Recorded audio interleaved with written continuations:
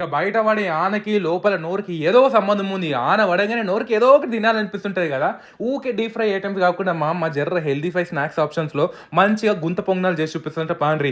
ముందలతో గిలాసెన్నర బియ్యంలో పావు గిలాస్ అంత మినపప్పు, పిసరంత పిసరంత మెంతులేసి ఒకసారి కడిగేసుకొని, ఓ పూటంతా నానబెట్టుకోరి. ఇది రుబ్బుకోవడానికైతే మా మమ్మీకి కుక్‌వెల్ వాళ్ళది 1200 వాట్స్ కమర్షియల్ మిక్సీ ఒకటి ఆర్డర్ ఇచ్చిన అన్నట్టు. పాత మిక్సీ ఊకనే ఇట్లా వాసన అట్లా ఏమంటారు కాలిపోయిన వాసన వస్తుండే అన్నట్టు. అందుకోసం మీకు ఇది ఇయ్యంగానే చాలా జబర్దస్త్ పర్ఫార్మెన్స్ ఉంది. అమెజాన్‌లో ఆర్డర్ పెట్టుకున్నా. మంచిగా ఒక 2 ట్రిప్పులు ఏసేసుకుంది. మంచిగా పిండి పులిసేలోపు మనం ఏం చేసుకుందాము, నూనెల ఆవాలు, జీలకర్ర, శనగపప్పు, పచ్చిమిరపకాయలు, కల్యామాకు, అల్లం ఎల్లిగడ్డ అట్లనే ఇదంతా గోలినాక బంద్ చేసిన తర్వాత ఉల్లిగడ్డలు ఉప్పు వేసేసుకొని ఆల్రెడీ పులిసిన పిండిలు ఇది వేసేసుకుందాం అన్నట్టు. మీదికెళ్ళి మొత్తం అంతా కొత్తిమీర ఆప్షనల్.